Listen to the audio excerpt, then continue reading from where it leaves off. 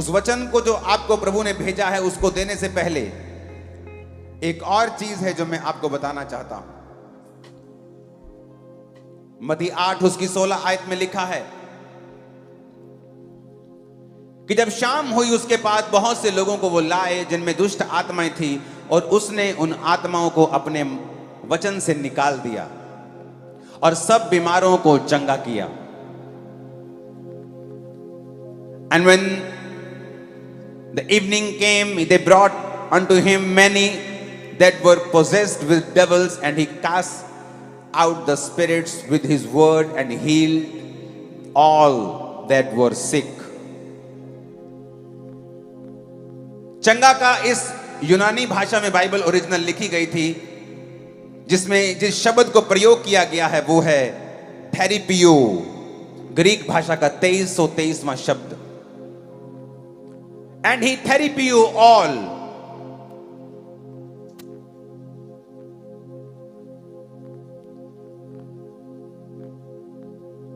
क्या ये स्क्रीन पे आ सकता है मेरी सामने की स्क्रीन के ऊपर?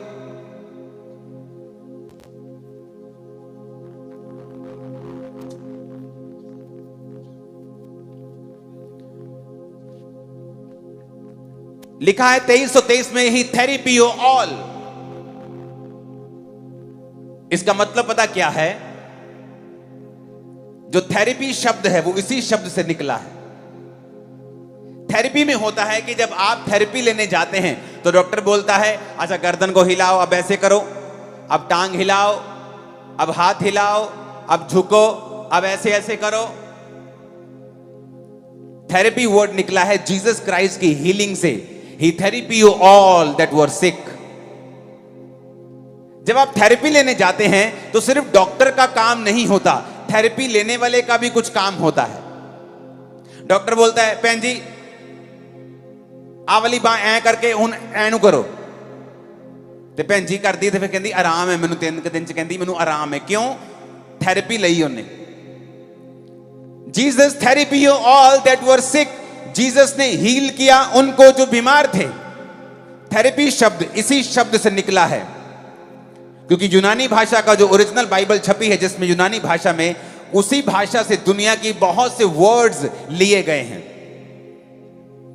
तो बाइबल कहती है कि जब जीसस ने उनको थेरेपियो किया, मतलब जब यीशु मसीह सूखे हाथ वाले व्यक्ति के पास गए तो जीसस ने कहा अपना हाथ बढ़ा, और लिखा जब सूखे हाथ वाला व्यक्ति अपना हाथ बढ़ाने लगा उसका हाथ सीधा हो गया।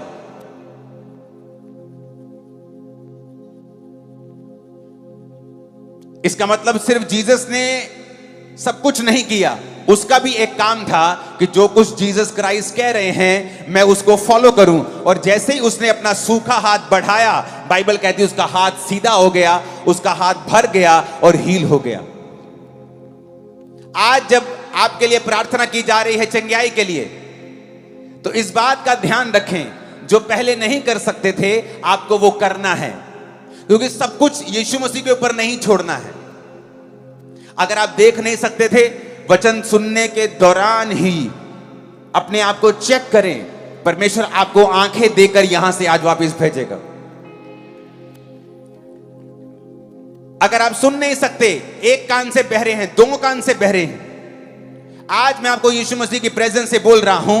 जैसे ही आप ये वचन सुन रहे होंगे, चाहे आपको थोड़ा सुनाई दे रहा है या बिल्कुल सुनाई नहीं दे रहा, अगर आपको बिल्कुल सुनाई नहीं दे रहा है तो जो कोई आपके साथ आया है आपको इशारे से समझाए कि जब मैं वचन बता रहा हूं तो ये एक्सपेक्ट करे और कानों पे हाथ रख के सुनना शुरू करे। और आज वचन सुनते सुनते ही परमेश्वर की आत्मा मुझसे कह रही है बहरे चंगे हो जाएंगे और उनके कान खुल जाएंगे। लेकिन आपको भी थेरेपी का जो रूल है उसे फॉलो करना है। आप व्हील चेयर पे हैं और वचन सुन रहे हैं, और वचन सुनते सुनते आपको लग रहा है कि हाँ समथिंग इज हैपनिंग, कुछ मेरी बॉडी में हो रहा है, कुछ मेरी हड्डी में कुछ गर्माहट हो रही है। ए लड़के बैठ जा, मेरी टांग में कुछ गर्माहट हो रही है, मेरे लीवर में कुछ, पेट में मुझे कुछ गर्म लग रहा है। आप कुछ खा नहीं सकते हो बहुत दिनों से। इस मीटिंग के खत्म होने के बाद वो खाएं जो नहीं खा सकते थे। इस मीटिंग के सुनते सुनते अगर आप नहीं देख सकते तो देखना शुरू करें, आपकी आंखें साफ होनी शुरू हो जाएंगी। आप बहरे हैं एक कान से, ये एक लड़का है और एक लड़की है, और एक व्यक्ति है दोनों कानों से बहरा है। जब आप वचन सुन रहे हैं, आप दोनों कानों से बहरे, वो भी हील हो रहा है। जो एक एक कान के बहरे हैं वो भी हील हो रहे हैं, और परमेश्वर आपके कानों को ओपन कर रहा है वचन को सुनते सुनते ही। आप व्हील चेयर पे हैं, शिकंजों के सहारे हैं, छड़ियों के सहारे हैं, क्योंकि जीसस क्राइस्ट की प्रेजेंस यहां पे मौजूद है। मैं भी आपकी तरह उसका एक बिलीवर हूं, उसका एक विश्वासी हूं। मेरे पास आपके जैसे दो हाथ एक मुंह है, मैं भी आपकी तरह एक मनुष्य हूं। लेकिन परमेश्वर का आत्मा जो यहां मौजूद है आपको चंगा करने के लिए, वो आपके बीच में खड़ा है, वहां जहां आप हैं। अगर आप विश्वास को बढ़ाएं और जीसस की बात को फॉलो करें। उस सूखे हाथ वाले व्यक्ति ने नहीं कहा, प्रभु यीशु मसीह तेरे पास पावर है, तू आके मेरा हाथ पकड़ देना तो कर देना सीधा, मुझे क्यों कह रहा है तू। लेकिन बाइबल कहती है उसने जीसस क्राइस्ट की बातों को फॉलो किया। So follow this commands. जब मैं आपको बोल रहा हूं, जो आप नहीं कर सकते इस मीटिंग में आने से पहले, उसे अभी करना शुरू करेंगे। आप जब उठेंगे, आपके टखनों में बल आ चुका होगा। आप उठेंगे, आप छड़ी के बिना, व्हील चेयर के बिना, शिकंजों के बिना चल रहे होंगे। उस हेयरिंग एड के बिना आप सुन रहे होंगे, ऐनक के बिना आप देख रहे होंगे। आपका धुंधलापन ज्यादा होगा। बीती बात होगी, आमीन, ऊंचाई आशीष हमारी है चर्च। जब इस वचन को आप सुन रहे होंगे, आपके गर्भ को परमेश्वर क्लीन कर रहा है। मैं ये बड़े आराम से सुन पा रहा हूं अपने आत्मिक कानों से। वो आपके यूट्रस को क्लीन कर रहा है, वो आपकी बॉडी को क्लीन कर रहा है। आप जो वचन सुन रहे हैं, परमेश्वर का आत्मा आपको छू रहा है, क्योंकि उसकी वो प्रेजेंस जो 2000 साल पहले लोगों को चंगा करती थी, वो आज भी हमारे बीच में मौजूद है। आपके गले के ट्यूमर्स गायब हो रहे हैं, आपके पेट के ट्यूमर्स गायब हो रहे हैं, आपके ब्रेस्ट के, चेस्ट के, नाक के रसौलियां गायब हो रही हैं। इस वचन को सुनते सुनते ही आप हील होंगे। जैसे हम वचन को पूरा कर चुकेंगे, आप गवाही देने के लिए यहां पे होंगे, क्योंकि परमेश्वर का आत्मा आपको छू रहा है राइट नाउ। एक महान काम करने के लिए परमेश्वर ने हमें बुलाया है, ग्रेट वर्क के लिए बुलाया है। आप में से बहुत से लोग सोच रहे होंगे कि पास्टर जी आपको बुलाया है, हमें नहीं, क्योंकि मैं तो एक छोटी सी जॉब करता हूं, मैं तो किसी के घर में काम करती हूं। आपको बुलाया होगा, मुझे नहीं। ग्रेट लाइफ आपकी है। लेकिन एक गुड न्यूज मैं आपको देना चाहता हूं। अगर इस गुड न्यूज को आप फॉलो कर लें, तो परमेश्वर किसी का भी पक्षपात नहीं करता है। एक घर में एक भाई बहुत अमीर हो जाता है, स्टार बन जाता है, और दूसरा भाई ऑर्डिनरी जीवन जीता है। उसके बाप को जाकर पूछो कि क्या आप ये चाहते हैं कि आपका एक बच्चा बहुत ही कामयाब हो और दूसरा बच्चा संघर्ष करे? वो कहेगा नहीं, मैं नहीं चाहता हूं। उसी तरह परमेश्वर भी नहीं चाहता है कि उसका एक विश्वासी संघर्ष करे और दूसरा विश्वासी बड़ा कामयाब हो। आज हम सब विश्वासी हैं, एक्चुअल में हम सभी विश्वासी हैं। मैं भी एक विश्वासी हूं, आप भी एक विश्वासी हैं। हमारी सबकी बुलाहट अलग है। मेरी प्रेरिताई की बुलाहट है, आपकी बुलाहट अलग है, पास्टरल बुलाहट अलग है, प्रोफेटिक बुलाहट अलग है। हर एक की बुलाहट अलग है, लेकिन एक्चुअल में हम सभी विश्वासी हैं और परमेश्वर के दास हैं। तो परमेश्वर ने आपको भी वैसे ही बुलाया है जैसा उसने उसको बुलाया है जो कामयाब हो चुका है।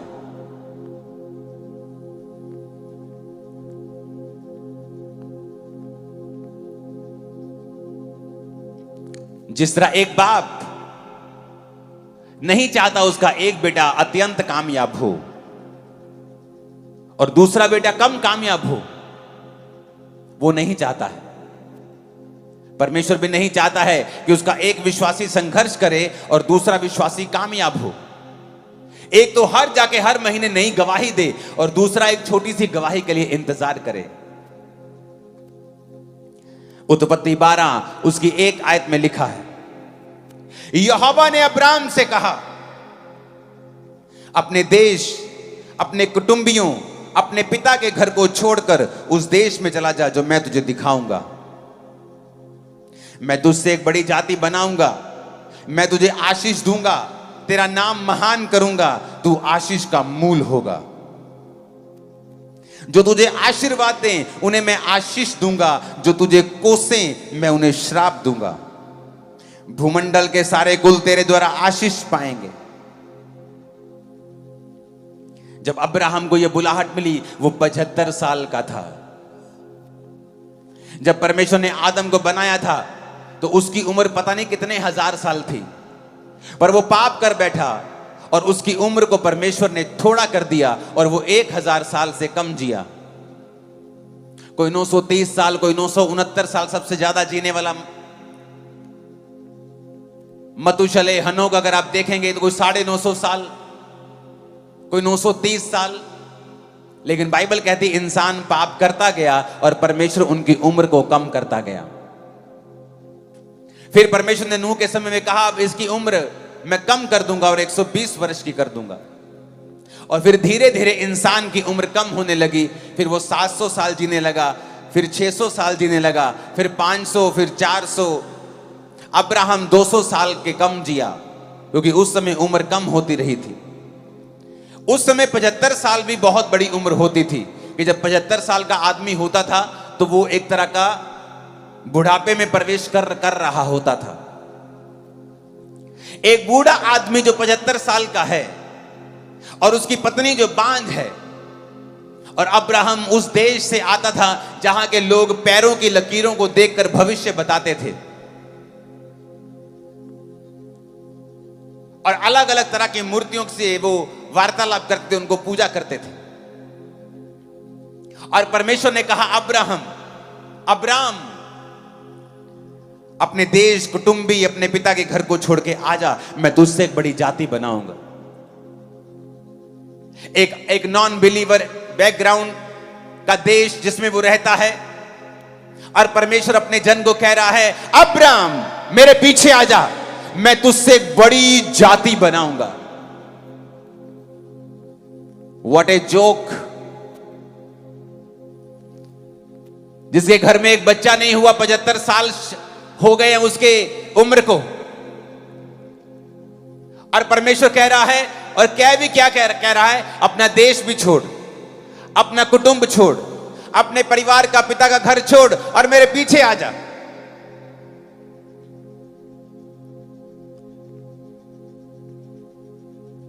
और मैं तुझसे एक बड़ी जाति बनाऊंगा। किस व्यक्ति को बोल रहा है? जिसकी पत्नी ने कभी प्रेगनेंसी का एक दिन भी नहीं देखा।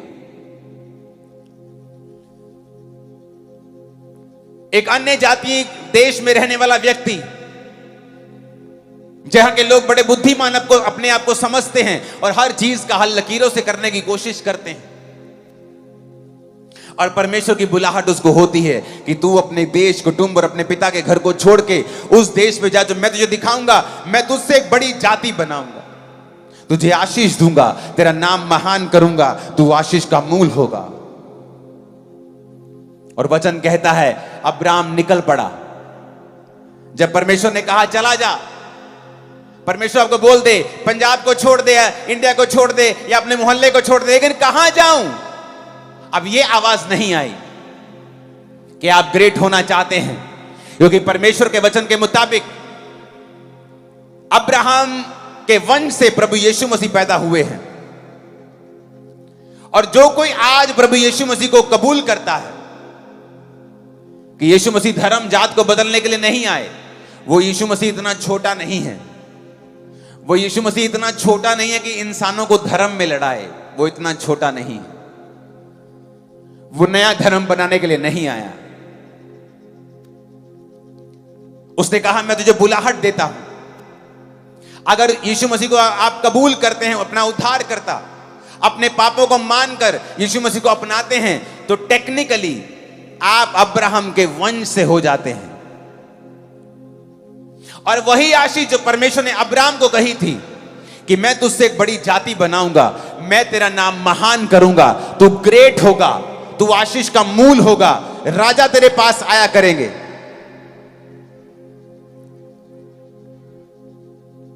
वो आपकी लाइफ में पूरा हो सकता है जो अब्राहम की लाइफ में हुआ। हो सकता है आज अब्राहम की तरह आप भी किसी कमी में हो और आपकी उम्र बहुत बड़ी हो गई हो और कोई आशीष ना हो।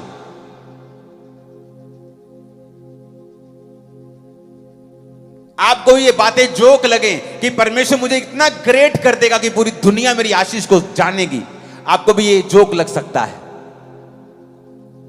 आपको भी ये इम्पॉसिबल लग सकता है। लेकिन मेरे परमेश्वर की एक हॉबी है इम्पॉसिबल टास्क को पॉसिबल करना, उसकी हॉबी है ये। आपकी हॉबी होती है ना गाना सुनना, म्यूजिक बजाना, स्विम करना, मेरे परमेश्वर की हॉबी है इम्पॉसिबल को पॉसिबल करना। और बाइबल कहती है उस अब्राहम जो तब तक अब्राहम नहीं बना, अब्राम था, उसने परमेश्वर की आवाज को सुना और चल पड़ा। जब परमेश्वर आपको एक विश्वासी होने के रूप में बुलाता है तो कई बार आपको नहीं मालूम होता कि मुझे क्या करना है। बस इतना मालूम होता है कि पास्टर ने कहा है कि गलत संगति नहीं करनी है, अब वचन पढ़ना है, अब परमेश्वर के घर आना है, बुरे दोस्तों को छोड़ देना है। लेकिन एग्जैक्टली मालूम नहीं मैं क्या करूं, कैसे जीऊं। अब्राहम को यह तो मालूम था कि अपने पिता के घर को छोड़ना है, लेकिन जाना कहां है, क्योंकि उसे मालूम था कि परमेश्वर ने अगर मुझसे कहा है तो वो मुझे लेकर जाएगा। जब आप एक विश्वासी बन जाते हैं और परमेश्वर आपको अपना विश्वासी जीवन जीने के लिए बुलाता है तो उसकी एक बुलाहट है कि वो आपको ग्रेट लाइफ देना चाहता है। ऐसी ग्रेट लाइफ जो आपके पूरे खानदान में किसी ने नहीं देखी होगी, आपके परिवार में किसी ने नहीं देखी होगी, आपके जीवन में किसी ने नहीं देखी होगी, आपने भी इतना नहीं सोचा होगा जैसा जीवन परमेश्वर आपको देना चाहता है। क्या आप उसको फॉलो करने के लिए तैयार हैं? अपने पिता के घर को छोड़ना मुश्किल है। वो कोई आम मजदूर नहीं था कि चलो जी अपना बिस्तरा ही उठाना है, चलो उठ के चलते हैं, दिहाड़ी इत्थे करनी उथे कर लांगे। वचन कहता है वो एक अमीर आदमी था। अमीर था तो बिजनेस भी होगा, बिजनेस था तो सेटअप भी होगा। अपने सारे सेटअप को उठाना और परमेश्वर के पीछे चलना और अपने देश को छोड़ना आसान नहीं था। जिस तरह जब आप एक विश्वासी बनते हैं आपको सताव का सामना करना पड़ता है, बड़ी चीजें आपको त्यागनी पड़ती हैं, बड़ी चीजें आपको छोड़नी पड़ती हैं। पर क्या आप ग्रेट बनना चाहते हैं? क्या आप चाहते हैं कि परमेश्वर आपकी लाइफ में काम करे? क्या आप चाहते हैं कि वो भी आपको इतना महान करे जैसा आपको बुलाया गया है अब्राहम की तरह महान होने के लिए? तो आपको उसकी आवाज सुननी पड़ेगी।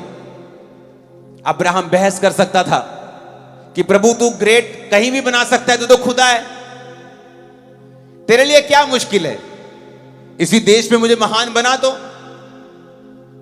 नाले मेरी गवाही दे मैनू ऐसे देश लोगों को पता चले तो मेरी जिंदगी से काम किया। कई बार परमेश्वर से बहसते हैं, परमेश्वर मुझे दोस्तों को छोड़ने की जरूरत क्यों है, मैं क्यों रिश्तेदारों को छोड़ूं, जो मेरे लोग जो यीशु मसीह को नहीं मानते हैं, मुझे उनसे अलग मत कर। लेकिन परमेश्वर उसको ग्रेट नहीं बना सकता था। कई बार आप परमेश्वर की आवाज को सुन नहीं पाते हैं जब बहुत से नॉन बिलीवर्स दोस्त आपकी लाइफ में होते हैं। बहुत सी ऐसी चीजें जो बिब्लिकल नहीं हैं जब आपकी जिंदगी में होती हैं, परमेश्वर आपकी लाइफ में काम नहीं कर पाते हैं। जब कुम्हार घड़ा बनाता है तो वो मिट्टी से, उस मिट्टी को जो ग्राउंड में थी वो भी ग्राउंड की मिट्टी, पर अगर उसे घड़ा बनाना है, अलग बनाना है, तो उसे ग्राउंड से अलग करना पड़ता है।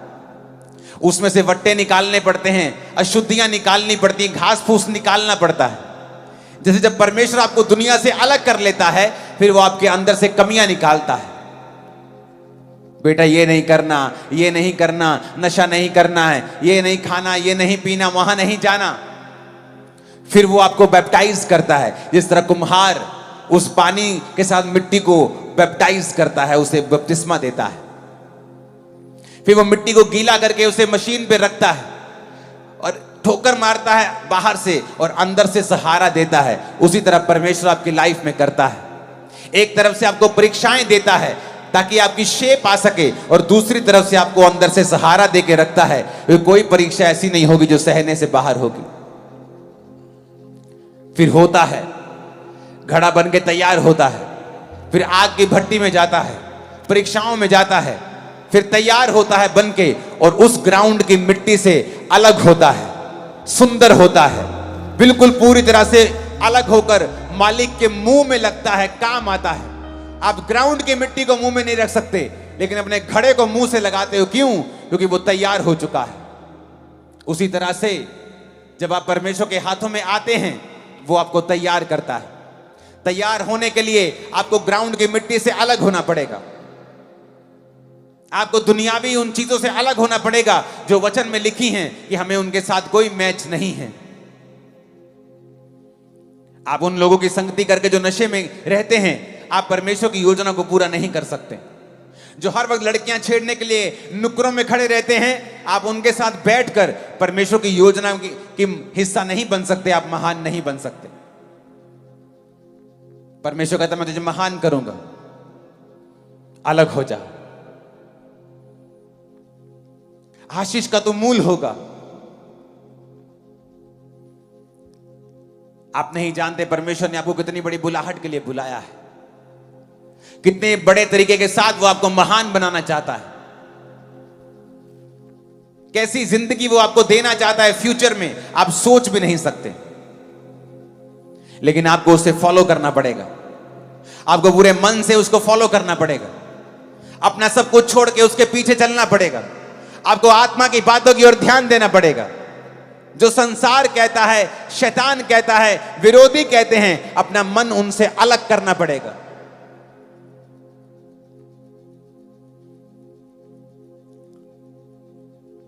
जिन लोगों में वो रहता था वो बुद्धिमान लोग थे, बड़ी तरह की बुद्धि लगाते थे, लेकिन परमेश्वर ने कहा तुझे उनसे अलग होना पड़ेगा। बाइबल कहती है अब्राहम के साथ लूत भी चला। अब्राहम लूत को लेके गया, अपने भाई के बेटे को साथ ले गया, लेकिन परमेश्वर ने उसे साथ ले जाने के लिए नहीं बोला था। कई बार आप गलत स्टेप लेते हैं और परमेश्वर को कुछ नहीं कहता, और धीरे धीरे आपको खुद प्रैक्टिकली मालूम होता है कि you took A wrong step, आपने गलत स्टेप ले लिया है। फिर उन दोनों में झगड़ा होने लगा उनके चरवाहों में, तो अब्राहम ने लूत को अलग किया। जैसे ही लूत को अलग किया, परमेश्वर ने कहा अब्राहम आई लव यू, चारों ओर देख अपने आसपास की भूमि को, जो तू देख रहा है मैं तुझे और तेरे वंश को दे दूंगा। आपको लगता है कई बार हो सकता है परमेश्वर ने आपको बुलाया हो महान बुलाहट में और आप समझ रहे हो, पर आपकी सगी बहन जो आपके साथ बैठी है वो ना समझ रही हो, आपका सगा भाई नहीं समझ रहा, आपका बाप नहीं समझ रहा कई बार, और आप सोचते हैं मुझे इसको भी साथ लेके चलना है, और नहीं हो पाएगा।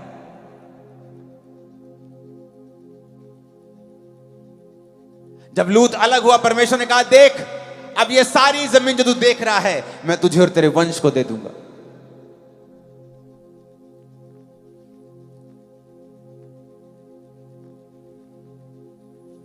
परदेशी होके रहा, एक महान बिजनेसमैन, वेल ब्लेस्ड बिजनेसमैन एक देश में परदेशी होके रह रहा है क्योंकि खुदा ने उसे कुछ कहा है। जब आप क्रिश्चियन बन जाते हैं तो लोग बोलते हैं आप बेवकूफ हैं, आपने धर्म त्याग दिया, आप मेंटल हैं, तू बेवकूफी कर रहा है, तो समाज तेरे को छोड़ देगा, रिश्तेदार छोड़ देंगे, तेरा पॉलिटिकल कैरियर खत्म हो जाएगा, तेरा बिजनेस खत्म हो जाएगा। और वचन कहता है जो तू मेरे लिए खोएगा मैं 100 गुना वापिस करूंगा। जिस दिन मैं परमेश्वर में आया, मेरी रोज की इनकम 1 लाख रुपया होगी, रोज की इनकम, सेल नहीं, मेरे बिजनेस की इनकम। और मैं भी प्रभु से कह सकता था कि मुझे इतना पैसा मैं कमाता हूं, मैं उस समय विश्वासी था कि मुझे बिलीवर रहने दे प्रभु, मैं चर्चिस में जाया करूंगा, फाइनेंशियली हेल्प किया करूंगा लोगों की। तब फॉरेन में लोग 1 लाख रुपए तब महीना कमाते थे, फॉरेन के लोग। तब तनख्वाहें 1 लाख के करीब अमाउंट की होती 2004 में, और मैं इंडिया में रह के कमाता था रोज जो लोग महीने में फॉरेन में कमाते थे। लेकिन जब परमेश्वर ने कहा मेरा पीछा कर और मेरी सेवा कर, मैं तुझे महान करूंगा, मैंने उस चीज को त्यागा और परमेश्वर ने लाखों गुना करके मुझे वापस किया है।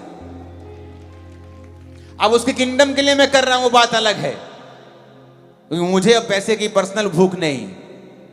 अब उसके राज्य को फैलाने के लिए मैं कर रहा हूं, वो बात अलग है। लेकिन परमेश्वर ने मुझे बढ़ाया है, क्योंकि मैंने वो समय पर फैसले लिए हैं जो मुझे लेने चाहिए थे, जिनमें लोग 10 साल लगा देते, 5 साल लगा देते सोचने के लिए, और ये साबित करते हैं कि परमेश्वर तू छोटा है, मेरी बुद्धि तुझसे भी बड़ी है, मैं सोच के देखूंगा, कैलकुलेट करूंगा दिमाग में मुझे क्या करना चाहिए। शेम, ये शेम है, ये शर्म की बात है,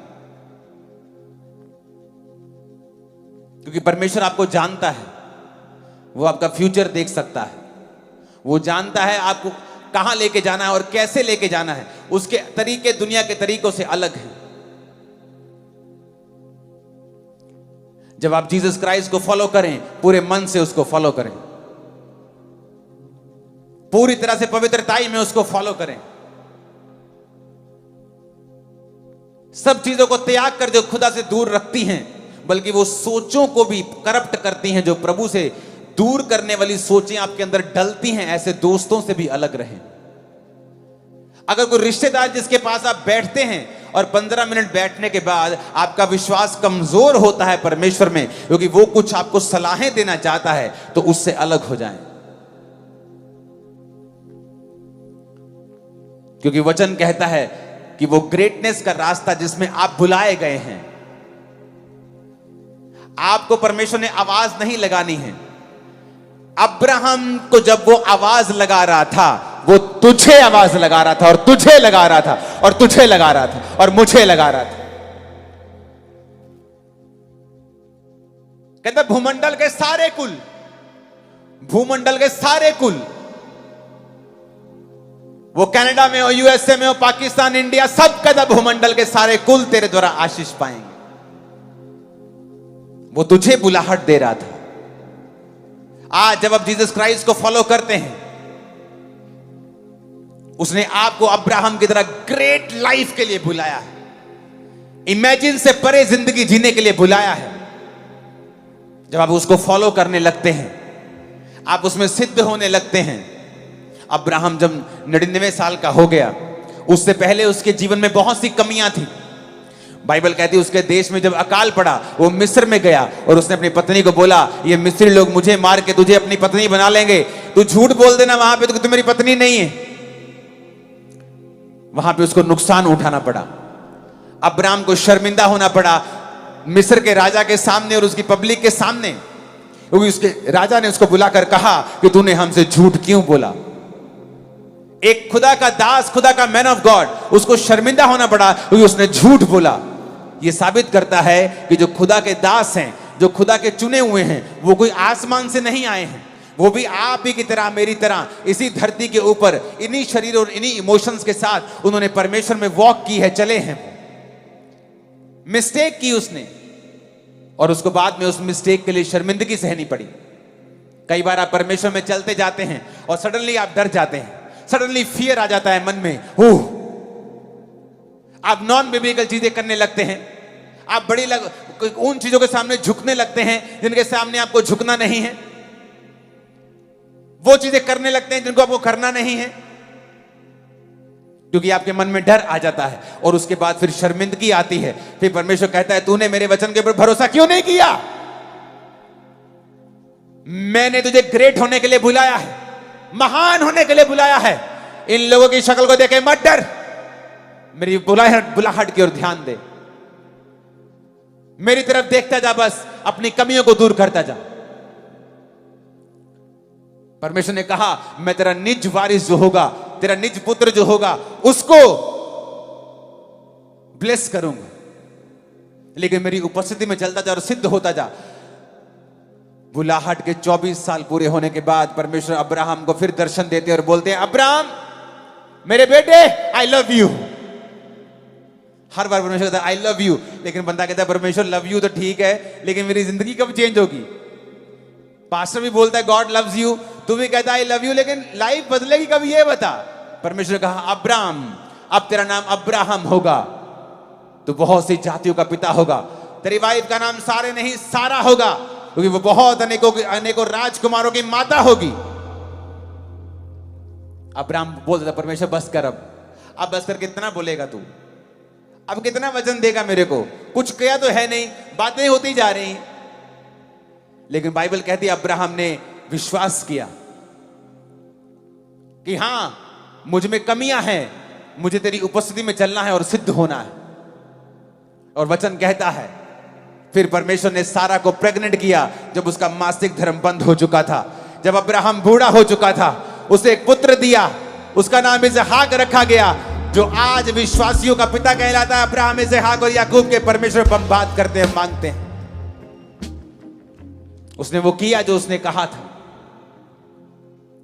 आप परमेश्वर में कई बार चलते हैं, आप डर जाते हैं। अब्राहम डर गया और मिस्र में जाके बोला अपनी पत्नी से, यहां पर मत बोलना तू मेरी पत्नी है।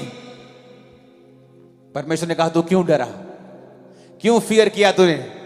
फाइनेंस का फियर, रिश्तेदारों का फियर, शैतान का डर, बीमारी का डर, क्यों डरा तू? क्या तू नहीं जानता तू महान बुलाहट से बुलाया गया है, बुलाई गई है? क्या तू नहीं जानता तू अब्राहम के वंश का है? क्या तू नहीं जानता वो सेम बुलाहट तेरे सिर के ऊपर है? क्यों डरा तू? सिद्ध होता जा, मेरी उपस्थिति में चल, रोज मेरे साथ बैठ, मेरे साथ समय बिता, मैं तेरे अंदर से ग्रेट लाइफ को निकाल के रख दूंगा, तेरे अंदर से वो निकलेगी। क्या किया मैंने अपनी लाइफ में? मैं कंप्यूटर इंजीनियर था। इंजीनियरिंग करने के बाद मैं इतना डिप्रेशन में चला गया कि मैं भांग की टिक्कियां खाकर अपने डिप्रेशन को दूर करने की कोशिश करता था। शराब पी के, महंगी से महंगी बियर पी के, सिगरेट्स पी के, नशे करके, मेडिकल नशा करके, खांसी की दवाइयां आती वो पीने से नशे होते, वो पी, कैप्सूल्स खाए, सब नशे किए डिप्रेशन से फ्री होने के लिए। मेंटली पागल हो गया। जिस दिन परमेश्वर में आया उस दिन मैं पूरी तरह से डिस्टर्ब हो चुका था। लोगों की ओर फेस करके मैं ताली तक नहीं बजा पाता था चर्च में। ऐसा क्या हो गया मेरी लाइफ में बदलाव जो मैं अब लाखों को प्रीच कर रहा हूं? क्योंकि मुझे परमेश्वर की आत्मा ने सिखाया, मेरी उपस्थिति में चलता जा और सिद्ध होता जा।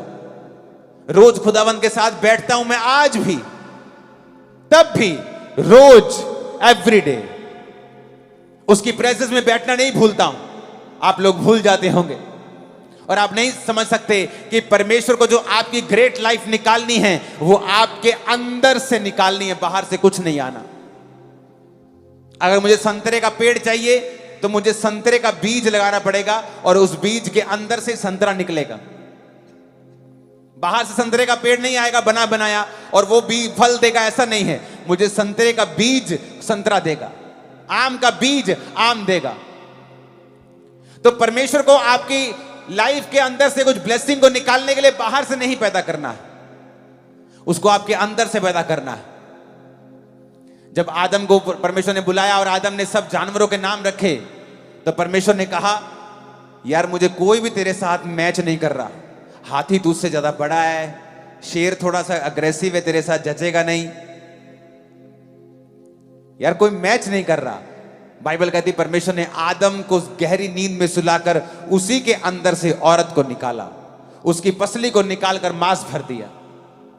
इसका मतलब आपकी लाइफ में जो कुछ भी आपको चाहिए था ऑलरेडी वॉज इनसाइड यू, आपके अंदर था वो। अब परमेश्वर को आपके अंदर से ही हीलिंग निकालनी है, झरने आपके अंदर से जीवन जल के निकालने हैं, लेकिन वो आप उसको समय देंगे तो ना। समय तो टीवी पे जा रहा है, प्रोग्राम्स देखने हैं, इंटरनेट चलाना है, कौन क्या कमेंट कर रहा है, किसने कितने लाइक छोड़े हैं, मुझे तो वो चेक करना है, किसने कौन सा सूट डाला है, स्क्रॉलिंग करनी है 1 घंटा। वो तेरे अंदर से ले रही है, डाल कुछ नहीं रही। The most stressed time of history of Mankind, जब से दुनिया बनी है, आज इस दुनिया में सबसे ज्यादा लोग मेंटली डिप्रेस्ड हैं। Its peak high because of social media, क्योंकि आपको हर वक्त आप कनेक्टेड हैं पूरी वर्ल्ड से, एवरी टाइम। पहले क्या था, आप हैं, आप टीवी पे आए, किसी ने गाली दी, टीवी पे दी, आपको सुनी नहीं। अब तो लोग कमेंट में आके आपको गाली निकालेंगे, आप देखेंगे, आप डिप्रेस हो जाएंगे। इसलिए मैं और मेरी वाइफ हम सोशल मीडिया पे नहीं है, हमारे प्रोग्राम सोशल मीडिया पे हैं, हम नहीं हैं। हम 24 घंटे आपको सोशल मीडिया पे दिखेंगे, लेकिन हम हैं नहीं सोशल मीडिया पे। मुझे नहीं देखना कौन क्या कहता है, मुझे यह देखना है खुदा मेरे बारे में क्या कहता है। आज दुनिया को स्ट्रेस है क्योंकि हर टाइम आप कनेक्टेड हैं। वो क्या कह रहे हैं, उसने लाइक मारा कि नहीं मारा, उसने मेरा स्टेटस देखा कि नहीं देखा, उसने देखा कि उसने मेरे को दिल भेजा कि नहीं भेजा। Every time you are stressed. लेकिन जैसे ही आप परमेश्वर की प्रेजेंस में बैठते हैं और आप समझ जाते हैं कि मेरे अंदर से परमेश्वर ने कहा था कि मैं जीवन जल के झरनों को बहा दूंगा, आओ उसकी प्रेजेंस में बैठें और खुदा से कहें, मुझे बना परमेश्वर ग्रेट जो तूने कहा था। एवरी डे 21 साल से मैं रोज कर रहा हूं, 21 years रोज खुदावंद के प्रेजेंस में बैठता हूं। मुझे पता है मेरी महानता बाहर से नहीं आएगी, बाहर के सोर्स से नहीं आएगी। इतना बड़ा चर्च परमेश्वर ने खड़ा किया। इस संडे 25,000 चेयर थी चर्च में, और तब भी लोग सारे नीचे, ऐसा लगता है कि 80% लोग नीचे बैठे। कारण प्रेजेंस में बैठना रोज। उसने कहा मैं तुझे ग्रेट करूंगा। अगर तू पास्टर है, you will be a great pastor. तू अपोस्टल है, you will be a great apostle. तू डॉक्टर है, तू इंजीनियर है, तू बिजनेसमैन है, you will be a great businessman and a great believer too. तू महान विश्वासी और महान काम करेगा। लेकिन उस महानता को निकालने के लिए मुझे रोज उसके पास बैठना पड़ेगा। फोन त्याग के, टीवी त्याग के उसके पास बैठना पड़ेगा कि परमेश्वर, ये भुलाहट मेरी थी और आप लेट कर रहे हैं उसको। आपने घर में फोन लाए, सिम लाए, और आपने फोन रख दिया और सिम रख दिया। आपने ना फोन ऑन किया ना सिम ऑन किया। आपकी बात नहीं होगी किसी से। वही हाल लोगों का है, अपनी बुलाहट को साइड पे रखा हुआ है और टीवी ऑन किया हुआ है। कई घरों में तो उनकी ड्योढ़ी में, लॉबी में 20 आवर टीवी चलता है, 10 घंटे टीवी चलता है रोज। कभी कोई मोहल्लों में टीवी, कोई ना कोई खड़े रहे टीवी के आगे, कोई बच्चा खड़ा है, कभी भाभी खड़ी है, कभी पुआ खड़ी है, कभी दादी खड़े। अच्छा उनकी, अच्छा एक सूट पे मेहर मार गया एवरी टाइम। और आप भूल गए कि आप क्रिश्चियन हैं, आपको परमेश्वर की प्रेजेंस में बैठना है। परमेश्वर आपके अंदर से ग्रेट लाइफ को निकाल देंगे। फिर वो लाइफ जो परमेश्वर आपको देना चाहता है, आप जीना शुरू करेंगे। आपको फॉर्मूला समझ आ जाएगा। ओके, ये फॉर्मूला है, परमेश्वर की प्रेजेंस में रोज बैठना है, प्रार्थना करनी है, अलगताई में रहना है, पवित्रताई में रहना है, और मुझे परमेश्वर के संग चलना है और अपनी कमियों को निकालते रहना है रोज रोज। आप 90% जो प्रेयर्स करते हैं अभी, आप बंद कर देंगे करनी, क्योंकि वो पूरी होना शुरू हो जाए। 90%, क्योंकि आप विश कर रहे हैं, पिता ऐसा हो जाए, प्रभु ऐसा हो। आप प्रेयर नहीं कर रहे हैं, आप समय नहीं बिता रहे हैं, परमेश्वर के संग नहीं हैं, क्योंकि उसने आपको ग्रेट बुलाहट दी।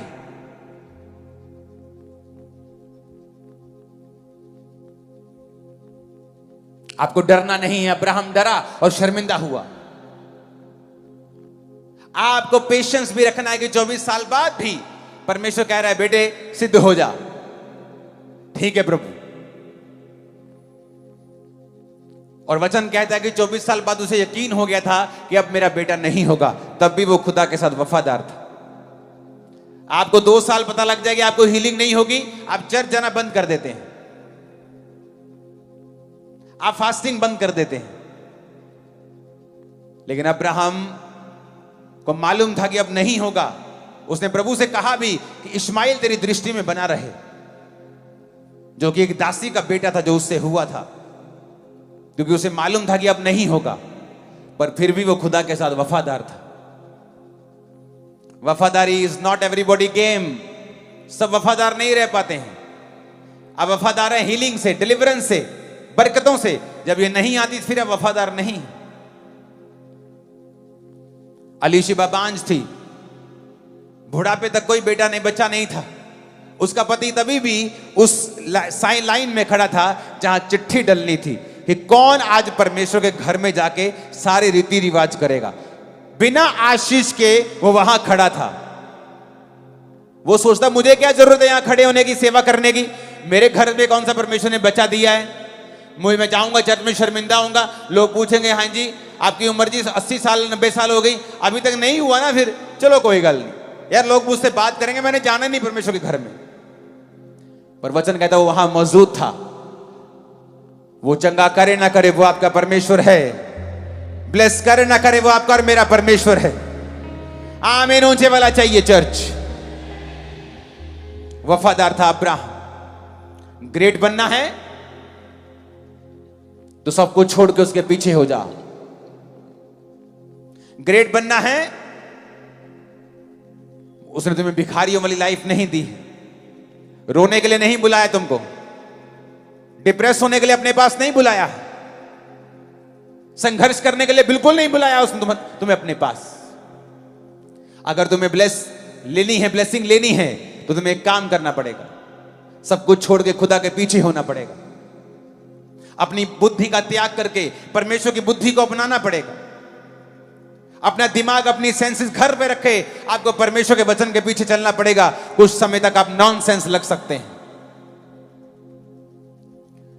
फिर आपको डरना नहीं है जिस तरह अब्राहम डरा और फिर शर्मिंदा हुआ।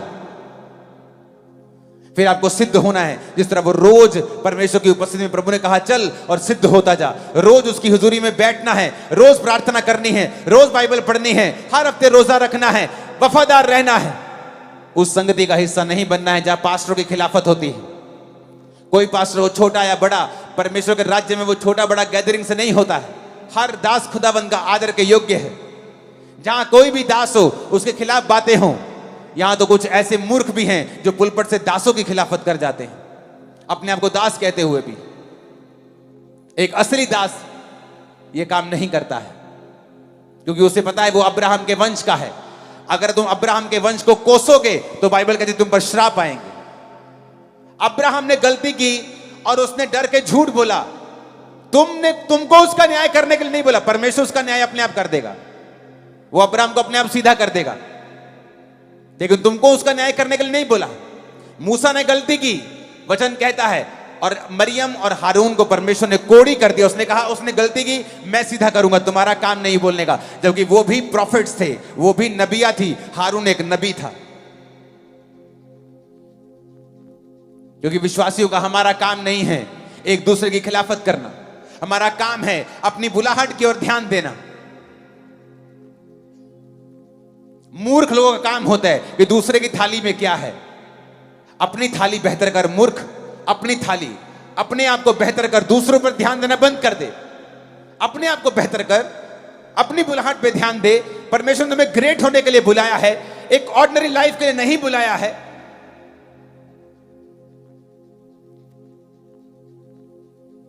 जब आप ऐसी बातों को करना शुरू कर देंगे, आप नोटिस करेंगे आपकी लाइफ में चेंज आना शुरू हो चुका है। नोटिसेबल चेंज, नोटिस होगा चेंज। आपको मालूम होगा कि फाइनेंस में, मेरे बिजनेस में, मेरी जॉब में कुछ फर्क है, मेरी फैमिली में फर्क है, मेरे माइंड में, मेरी स्पिरिट में फर्क है। वो फर्क नहीं है, वो शुरुआत है। वो मुट्ठी भर बादल है, जल्दी काली घटाओं में बदल जाएगा इन जीसस नेम। आमीन। साथ चाहिए और बड़े चाहिए चर्च।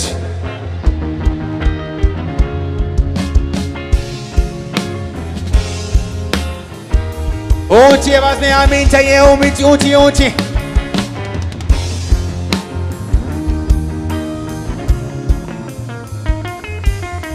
Hallelujah, hallelujah. आप ग्रेट होना चाहते हैं, it is possible. That's good news for you. आपके लिए एक खुशखबरी है, आप बन सकते हैं। आप बुलाए गए हैं, स्टेप्स फॉलो करने हैं, अलग हो जाना है उस सब चीज से जो आपको जोड़ी रखती है पुरानी जिंदगी के साथ। वो लोग हो सकते हैं, आदतें हो सकती हैं, पाप हो सकता है, उसे त्यागना है, परमेश्वर का पीछा करना है, चलना है वचन के साथ। सेंस कुछ कहे, लोग कुछ कहें, वही करना है जो वचन कहता है, जो कुछ समय के लिए नॉनसेंस लग सकता है।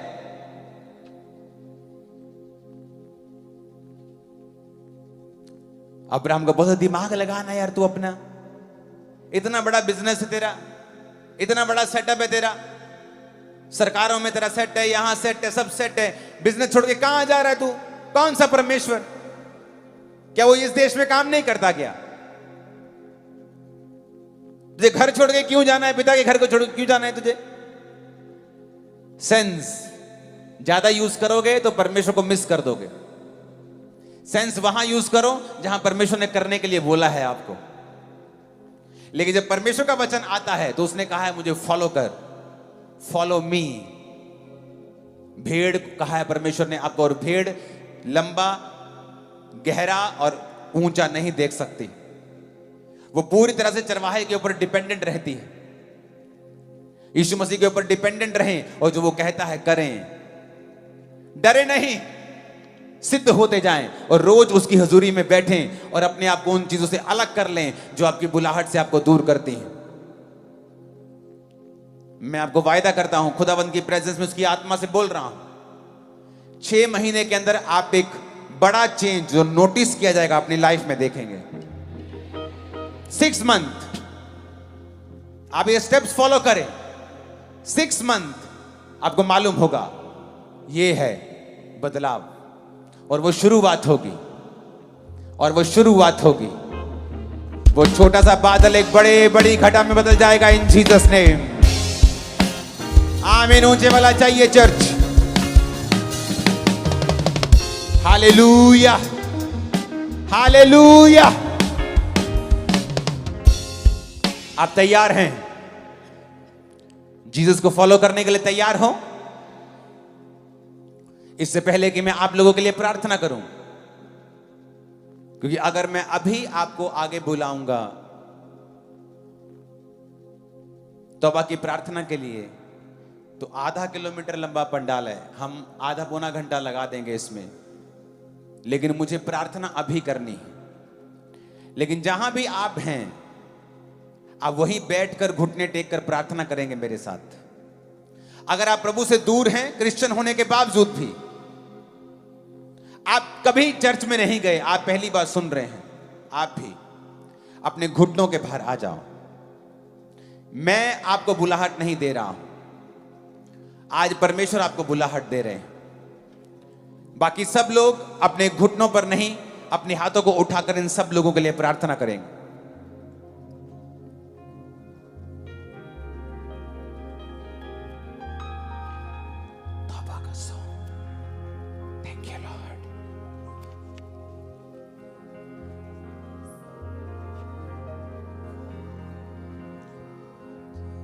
याद रखो, ये बुलाहट कोई धर्म का अगुआ आपको नहीं दे रहा है। यीशु मसीह किसी धर्म से नहीं, वो गोरों का खुदा नहीं है, वो एशिया में पैदा हुए हैं। मैं इंग्लैंड में गया और एक गोरा मेरा दोस्त है, कहता मेरे फादर मदर जीसस के बारे में नहीं जानते हैं, और लोग सोचते हैं कि गोरे सब क्रिश्चियन हैं। गोरे भी हमारी तरह रिसीव कर रहे हैं आज, जिस तरह हमने किया है। तो जीसस गोरों का खुदा नहीं है, वो उसका है जो उसे मानता है। आप किसी भी धर्म, किसी भी जाति के हों, इस समय अपने घुटनों पे आ जाएं जो जीसस क्राइस्ट को अपना जीवन देना चाहते हैं। और इस प्रार्थना को करने के बाद मैं हीलिंग के लिए दोबारा प्रार्थना करूंगा। और इस मीटिंग के समाप्त होते ही जिन्होंने आज तौबा की है, चाहे वो क्रिश्चियन हो, नॉन क्रिश्चियंस हो, वो लोग आगे आ जाएंगे इस खाली जगह के ऊपर, और मैं आपके लिए प्रार्थना करूंगा और आपकी प्रेयर रिक्वेस्ट को लूंगा। और जो प्रेयर रिक्वेस्ट आप लिख कर देंगे उसके लिए हम 7 हफ्ते प्रार्थना करेंगे लगातार। तो जो लोग आज तौबा कर रहे हैं वो वापस नहीं जाएंगे। मीटिंग खत्म होने में इमीडिएटली आप आगे आ जाएंगे और टीम आप जल्दी से कमांड संभाल लेंगे। मीटिंग खत्म होने के बाद टाइम वेस्ट नहीं करेंगे और लोगों को आगे बुलाकर उनकी प्रेयर रिक्वेस्ट को लेंगे ताकि परमेश्वर का आत्मा उन्हें छुए। एक और चीज परमेश्वर ने मुझसे कहा है, ये चीज कि आप लोगों के ऊपर ले हैंड करना है। याद रखो, खामरा चर्च में ले हैंड का कभी कोई आपको पैसा नहीं देना है। हर सर्विस, चेयर से फ्रंट पे बैठने से लेके, ले हैंड प्रेयर से लेके, अनॉइंटिंग ऑयल से लेके, रहना खाना पीना सब फ्री होता है। अगले 2 दिन बाद संडे खामरा चर्च के अंदर फॉर्म भरे जाएंगे ले हैंड के लिए। तो जो लोग संडे फॉर्म भरेंगे खामरा चर्च में आकर, सिर्फ मेन ब्रांच में फॉर्म भरने के बाद उससे अगले संडे से मैं आपके ऊपर ले हैंड करना खुद स्टार्ट करूंगा। मैं और मेरी वाइफ आप पर ले हैंड किया करेंगे। तो इसलिए बहुत से हजारों लोग थे जो दूसरी स्टेट से आए हैं, जो अभी वापस नहीं गए। तो ये संडे आपके लिए अपॉर्चुनिटी होगी कि आप लोग फॉर्म को भरें। उसके बाद टीम आपको कॉल करके इनवाइट किया करेगी और उसके बाद आप पर ले हैंड हुआ करेगा। और हजारों लोग एक हफ्ते में हम खत्म किया करेंगे और जल्दी सबको निपटा देंगे। तो ब्रांचेस, ऑनलाइन व्यूवर्स, आप लोग सिर्फ एक संडे साल में ऐसा आता है, एक हफ्ता, जिसमें ले हैंड फॉर्म होते हैं। क्योंकि 4.5 लाख से भी ज्यादा आई थिंक लोग ले हैंड की वेटिंग लाइन में हैं। तो उनको हर संडे हम बुलाते हैं। तो ये लोगों के लिए अपॉर्चुनिटी होगा कि वो इमीडिएटली अपना फॉर्म भरेंगे और उसके बाद संडे थर्सडे आपको हजारों की गिनती में बुलाकर आप पर ले हैंड करके, आप पर प्रार्थना करके, क्योंकि परमेश्वर ने कहा है आपको टच करना है हर एक व्यक्ति को। वेरी सून आपको टच के नीचे से निकालना है। तो ये आपके लिए एक ब्लेसिंग है, मेरे लिए काम है, लेकिन आपके लिए ब्लेसिंग है। तो कॉन्ग्रेचुलेशन आप सबको। तो संडे आपको चर्च में समय से पहुंचना है, अपना फॉर्म भरना है। 2 फॉर्म लेने की जरूरत नहीं, एक फॉर्म ही लेना है, क्योंकि 2-3 भी भर देंगे तो वारी एक बारी आएगी। तो अपने हाथों को उठाओ सबसे पहले। माफ करेगा तेरी सारी सजा, बोलो हालेलुया, बोलो हालेलुया। जिन्होंने तौबा करनी है अपने हाथों को उठाएंगे, खुदा से कहेंगे कि परमेश्वर, मैं अपने गुनाहों को मानता हूं, मानती हूं। मैं विश्वास करता हूं आप मेरे लिए मारे गए, गाड़े गए और तीसरे दिन मुर्दों में से जी उठे। हे परमेश्वर, मैं विश्वास करता हूं आपने मेरे लिए अपने लहू को बहाया। आज से आप मेरे उद्धार करता है। मैंने सुना है आप किसी को भी वापस नहीं भेजते। कोई कितना भी बड़ा पापी क्यों ना हो, आप उसे स्वीकार करते हैं, धोकर साफ करते हैं। मैं पापी हूं, मुझे माफ करें, मुझे अपना बेटा अपनी बेटी बनाएं परमेश्वर, मुझे वापस ना जाने दें, मुझे स्वीकार करें, मुझे धोएं, अपना बेटा अपनी बेटी बनाएं। मैं अपने पापों को मानता हूं, जो क्रिश्चियन होकर भी पाप करते रहे वो कहें पिता मैं तुझे जानकर भी पाप करता रहा हूं, आप मुझे माफ करें। आज से मैं अपनी बुलाहट को पकड़ता हूं, तेरे पीछे चलने का वायदा करता हूं। अपने हाथों को उठाओ, प्रभु यीशु मसीह के नाम में मांगता हूं, कहो आमीन।